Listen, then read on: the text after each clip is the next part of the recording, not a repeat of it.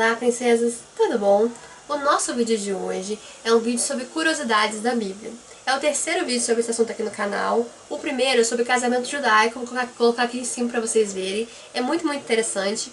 O segundo é sobre filhos, como a Bíblia, como a cultura judaica via sobre os filhos, também vou colocar aqui em cima para vocês verem. E o de hoje é curiosidades em geral da Bíblia. Só que tem uma coisa que eu queria falar com vocês antes. Meninas, eu cresci na igreja, mas só agora, assim, nessa igreja que eu tô, que eu vim realmente entender como estudar a Bíblia. E como é importantíssimo o contexto histórico do que você está lendo. Porque uma coisa é você ler nos dias de hoje e interpretar com o que você sabe, com o que você tem conhecimento do mundo, com o seu pré-conhecimento. Outra coisa completamente diferente é você ler sabendo as tradições, os costumes, o ponto de vista do pessoal daquela época, quando estava escrevendo isso. Às vezes o sentido muda completamente. Então é muito importante você conhecer a história para estudar a Bíblia. E uma Bíblia de estudo vai ajudar muito nisso. Essa aqui é a King James, eu dei pro Rodrigo de presente, é bem grossinha. E ela, ó, tem os capítulos normal e embaixo vem umas notas explicando, porque tal palavra em hebraico quer dizer tal coisa, porque nessa época ele fez isso, porque naquela época tinha tradição de fazer tal. É muito bom, se você puder ter uma Bíblia de estudo, tenha, porque acrescenta bastante mesmo, tá? E aí algumas das curiosidades que eu vou falar hoje tem a ver com isso, com esse contexto histórico que eu não sabia, que eu descobri, que eu quero passar mais. Mas a nossa primeira curiosidade de hoje tá lá em Gênesis 3 e 5, quando a Eva se encontra com a serpente tenta Eva para comer aquele fruto do conhecimento do bem e do mal, daquela árvore que não podia comer o fruto. A serpente fala assim: ora, Deus sabe que no dia que dele comerdes, vossos olhos se abrirão, e vós sereis como Deus, sereis conhecedores do bem e do mal. O diabo, gente, o inimigo, ele era um querubim ungido. Ele estava no céu com Deus, se você não sabe ainda disso. Ele também estava voltado para a área de louvor e adoração. Só que ele quis ser como Deus e por causa disso ele foi expulso do céu com uma parte dos anjos. E quando ele tentou Eva, isso é muito interessante, ele tentou criar nela, ele seduziu ela com o mesmo sentimento que ele tinha, de querer ser como Deus. A segunda coisa que eu queria falar com vocês também está em Gênesis 3, 22 e 23. Vou começar a ler e vou parar para contar uma coisinha para vocês também. Fala assim: então declarou Iavé, Deus. Vou parar aqui rapidinho para explicar sobre esse Iavé. Gente, principalmente, algumas bíblias não falam tanto, não usam tanto esse termo Iavé, que quer dizer Deus, né? Mas outras parecem sempre Iavé, principalmente no comecinho da Bíblia, no Antigo Testamento. Naquela época, quando criou-se o conhecimento de Deus, as pessoas não sabiam como denominá-lo. Pô, que nome a gente vai dar para esse Deus? Não sabiam, então era um Deus que eles falam um Deus indecifrável, não dá pra falar. E eles criaram um tetagrama, eu vou colocar aqui pra vocês poderem ver, tá? Como é que é esse tetagrama. Esse tetagrama não tinha vogais, as pessoas queriam pronunciar esse tetagrama, mesmo sem ter vogais, começou a falar Javé, Iavé, e aí começou a criar o costume de se falar Iavé, que é que muitas vezes a gente vê na Bíblia. Então esse Iavé veio disso aí, tá bom? Mas voltando agora à nossa curiosidade, que eu ia realmente falar, aqui em Gênesis 3, 22 a 23, fala: então declarou Iavé Deus: eis que agora o ser humano tornou-se como um de nós, conhecendo o bem e o mal. Não devemos permitir que ele também estenda sua mão e tome do fruto da árvore da vida, e comendo possa viver para sempre. Por isso o Senhor expulsou o ser humano do jardim do Éden e fez com que ele lavasse a terra a qual ele havia sido formado. Princesas, eu sempre pensei que Deus expulsou o homem do jardim do Éden, o homem e a mulher, por causa do pecado, como um castigo pelo que eles fizeram de errado. Mas foi muito mais do que isso, como vocês viram aqui. Deus não queria que eles ficassem no Éden, porque eles podiam comer do fruto da árvore da vida. Porque lá no jardim do Éden, se você não sabe, além das muitas árvores, tinha a árvore do conhecimento do bem e do mal, que foi que a Eva comeu o fruto que não era para ter comido, que Deus tinha falado, não coma desse fruto, mas foi o que ela comeu, em desobediência. E tinha a árvore da vida, que quando você comia o fruto dela, você vivia eternamente. E o que Deus falou ali?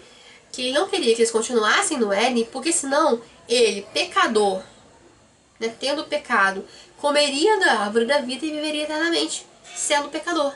E a gente conhece na Bíblia que o salário do pecado é o quê? É a morte.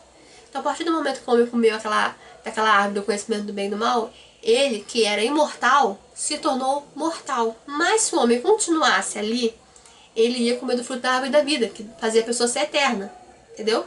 E aí, se ele comesse, ele ia ser um pecador eterno. E Jesus veio ao mundo para morrer por nós, para nos salvar, para nos ligar de novo a Deus, e nós podermos ir para o céu, podemos se encontrar com Ele. Ele veio morrer por nós. Então, se o homem comesse o fruto e se tornasse imortal, então Jesus não poderia vir e morrer por nós, para nos salvar. Tá conseguindo entender? Como ia quebrar e atrapalhar todo o plano que Deus tinha para a humanidade? Que ela está falando sério? Vou ler de novo agora para poder entender com mais clareza. Ó. Então declarou Yahvé Deus: eis que agora o ser humano tornou-se como um de nós, conhecendo o bem e o mal. Não devemos permitir que ele também estenda sua mão e tome do fruto da árvore da vida, e comendo-o possa viver para sempre. Por isso que o Senhor expulsou o ser humano do jardim do Éden e fez que ele lavrasse a terra da qual ele havia sido formado. Então, o maior motivo realmente de Deus ter expulsado o homem do paraíso foi para que ele não voltasse a comer da árvore da vida e se tornasse eterno novamente. Uau! Gente, esse versículo sempre teve na Bíblia, a gente nunca prestou atenção nisso. Quando eu vi, eu fiquei, gente, que interessante. Mas vamos para outra curiosidade. A nossa outra curiosidade está lá em Marcos, capítulo 2, do versículo 23 a 28. Eu vou ler primeiro, tá? E aconteceu o quê? Passava Jesus num dia de sábado pelas plantações de cereal. Os seus discípulos, enquanto caminhavam, começavam a colher algumas espigas. Então os fariseus advertiram-no: vê, porque seus discípulos fazem o que não é permitido aos sábados. Mas ele esclareceu: nunca lestes como agiu Davi e seus companheiros, quando sofreu necessidade e tiveram fome? Na época do sumo sacerdote Abiatar, Davi entrou na casa de Deus e se alimentou dos pães dedicados à oferta da presença, que somente aos sacerdotes era permitido comer, e os ofereceu também aos seus companheiros. E então concluiu: o sábado foi criado por causa do ser humano, e não o ser humano por causa do sábado. Assim sendo, o Filho do Homem é Senhor, inclusive do sábado. Eu li isso aí, tipo, ok, normal, mas depois que eu consegui entender mais profundamente, é o seguinte: era sábado, no sábado era proibido trabalhar, ou seja, colher também, colher espigas, colher esse tipo de coisa, era proibido. Se a pessoa trabalhasse no sábado e fosse testemunhado, comprovado por 2 ou 3 autoridades, ele era condenado à morte por apedrejamento. E aconteceu tanto que quando um fariseu fala, ele fala assim: vê, porque teus discípulos fazem o que não é permitido aos sábados. E quando se vê, tipo assim, olha gente, os discípulos dele estão fazendo coisa errada. Por quê? Porque queria que as pessoas vissem. Porque se as pessoas vissem, teriam testemunhas para poder condenar eles à morte. Porque não poderia trabalhar no sábado. Entendeu? Aí Jesus usa o exemplo de Davi, porque Davi, ele estava com fome, com os companheiros dele, ele foi comer os pães que não podia comer do templo. E por que Jesus falou isso? Porque Davi, ele era muito, assim, admirado pelos fariseus. Muito. E esse fato que Davi fez, mesmo não podendo fazer ser contra a lei, comer aqueles pães, era considerado como uma jurisprudência. O que é isso? É uma exceção. Essa era uma exceção. Por quê? Porque ele fez aquilo porque estava com fome, porque senão ele ia morrer se ele não comesse aqueles pães. Porque, mesmo tendo essa lei de que não podia comer o pão, também tinha uma lei que dizia que, mesmo no sábado, você podia fazer o bem e você podia salvar alguém. E em relação a Davi, ele se aplicou essa lei de poder... ele comeu aqueles pães? Ele comeu, mas por quê? Para se salvar. E para salvar os amigos dele. Por quê? Para se salvar e fazer o bem aos outros. Então, nesse caso, foi considerado uma exceção esse caso de Davi. E o que Jesus fez? Usou da exceção que foi usada em Davi. Falou assim: ué, mas Davi não fez isso, isso, isso e isso? Aí ele quebrou os fariseus. Ele usou de uma exceção que eles acreditavam, que eles defendiam. Então ele calou, deixou eles sem ter o que falar. E aí veio um negócio que eu aprendi até foi no curso de teologia, que é o seguinte: Jesus, ele não veio para abolir, para excluir a lei mosaica, a lei do Antigo Testamento. Mas ele era maior que a lei. E a lei existia por causa dele, porque ele era Deus. Ele veio para ensinar como usar a lei, os limites da lei, porque as pessoas obedeciam a lei cegamente. E Jesus queria que as pessoas entendessem que a lei era para ajudar os homens, não para prejudicar os homens. E ele fala o quê? O sábado foi criado por causa do ser humano, não o ser humano por causa do sábado. Ou seja, a necessidade das pessoas, o ser humano estava acima das leis. Ele mostrou o limite da lei. A lei se abrange nesses casos. Nesse caso, não. Entende? Foi o que ele falou aí. É errado trabalhar no sábado, segundo a lei de Moisés? Mas se a pessoa estiver com fome, se for para se salvar, for fazer um bem para ela, Ela pode. Uou, interessantão, né? Achei muito legal quando eu vi isso. Eu descobri aqui, entendeu? O contexto histórico através dessa Bíblia aqui da King James. Outra passagem muito interessante, que eu não sabia isso, que eu interpretava de um jeito até meio errado. Lembra quando Jesus chega no templo e vê o pessoal vendendo pombinha, vendendo um monte de bicho, não sei o que, ele fica muito furioso, começa a virar as mesas, começa a derrubar as coisas. É aquele momento que todo mundo fala que Jesus se irou. Ele falou assim, nossa, essa casa aqui é casa de oração, não é disso. Então, todo mundo prega e fala que Jesus fez isso porque é errado ter comércio no templo, porque não é para estar vendendo pombo ali, não é para estar vendendo as coisas ali. Todo mundo fala isso e eu entendia isso. Só que não é bem isso, gente. Se você for em Israel hoje, nos tabernáculos que tinham antigamente, nas sinagogas que tinham antigamente, existia um espaço separado para os comerciantes. Por que, Kel? Porque as pessoas, muitas pessoas, tinham que oferecer sacrifícios lá. Pedir para o sacerdote levar o bichinho, né? Para o sacerdote sacrificar. Só que elas iam de longe. Então, no longo caminho de uma viagem, o bichinho ele tinha que estar puro, tinha que estar sem mancha, não tinha que estar com patinha quebrada, nenhum defeito. Não podia ser defeituoso o bichinho que ia ser sacrificado. Mas ao longo de uma viagem, acabava que o bichinho se machucava. Por isso existia uma parte do templo que era separada, que as pessoas iam lá e compravam o bichinho para poder sacrificar. Isso era normal e Jesus não era contra isso. Como assim? Que é o que você está falando? Eu vou explicar. O problema não era vender os animais, o problema era a corrupção que existia naquele tempo. Porque o que acontecia? Para poder comprar esses bichinhos, não podia comprar com moedas estrangeiras, tinha que ser moeda hebraica. Porque a moeda estrangeira tinha o símbolo de César, e César era considerado como um deus para os romanos e tudo mais, então não podia. Então eles tinham que trocar a moeda antes de comprar os bichinhos. E eram os cambistas, né? Só que quando eles iam trocar esse dinheiro, havia muita roubalheira, era muito explorado as pessoas. Tinha essa exploração. Os vendedores, comerciantes, tinham um conchavo, tinham um acordo com os sacerdotes que eram corruptos.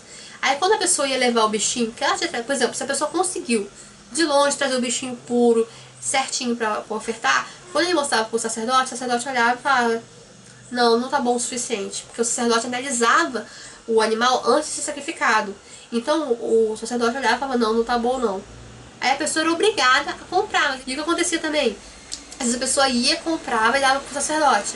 Aí o sacerdote, várias pessoas tinham ido, tinham levado vários animais. Ele só sacrificava alguns, e outros ele vendia de novo pro comerciante. Aí aquele animal era vendido várias vezes, não era sacrificado, voltava para ele, então tinha uma grande corrupção. E também o que aconteceu, porque tinha uma área separada pro comércio nos templos, mas aquela área estava aumentando muito, começou a invadir o espaço sagrado do templo. Espaço que não era para aquilo, era para oração, era para ofertório, era para outras coisas, começaram a ser invadidos por cambistas, por gente querendo vender bichos. Então, o que irou Jesus não foi o fato de simplesmente vender os animais lá, mas foi essa corrupção gigante que existia na igreja naquela época. Outra coisa interessante, gente, é que fornicação é um termo usado hoje para sexo antes do casamento. Mas de onde vem essa palavra? Fórnica era um arco, antigamente, onde as prostitutas ficavam e faziam sexo para adorar os deuses pagãos. Então, fórnica veio daí. E a palavra fórnica, ela quer dizer sexo ilícito, ou também pode ser entendido como matrimônio inválido. Outra coisa interessante, que até um costume em algumas igrejas, que diz que você não pode cortar o cabelo, por causa de uma passagem lá de Paulo. Só que é o seguinte, gente, na cidade de Corinto, as prostitutas, como elas eram identificadas? Porque elas tinham cabelo curto. Então, para as mulheres de bens, mulheres da igreja, não serem confundidas com prostitutas, elas tinham o cabelo comprido. Entendeu? E Paulo também tinha cuidado o quê?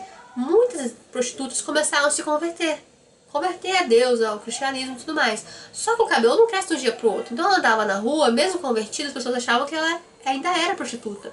Então qual que foi a ideia de Paulo? Usa um véu. Usa um véu para poder te mostrar que você é uma pessoa santa, uma mulher santa. Então tem um versículo que ele fala assim, 1 Coríntios 11:15. Pois o cabelo lhe foi dado no lugar de mantilha. Ou seja, se você tivesse um cabelo grande, não precisaria usar véu. Hoje isso não tem nada a ver.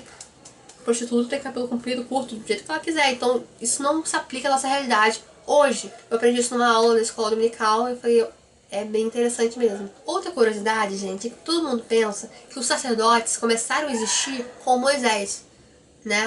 Que foi Arão, os filhos de Arão, até quem viu 10 mandamentos também viu, os sacerdotes eram aqueles que Moisés instituiu porque Deus mandou. Só que haviam sacerdotes universais. Esse que era o caso de Melquisedeque, de Jetro e de Jesus, gente. Jesus, ele não era da tribo de Levi, ele era da tribo de Judá, que era o leão de Judá, e era da tribo de Judá. Mas Jesus é um sacerdote universal porque ele morreu. Ele não só fez sacrifício, ele morreu por nós, pra gente poder estar aqui hoje. Interessante, né? Mas é isso, vou ficar por aqui. Eu espero muito que vocês tenham gostado, que vocês tenham entendido. Se não entenderam, comenta aí que eu vou explicar pra vocês, porque tem algumas curiosidades mais complexas, mais difíceis. Eu espero ter conseguido fazer vocês entenderem. Mas é isso, beijinhos no coração, curta o videozinho que eu fico muito feliz, se inscrevam e compartilhem. Tchau, tchau!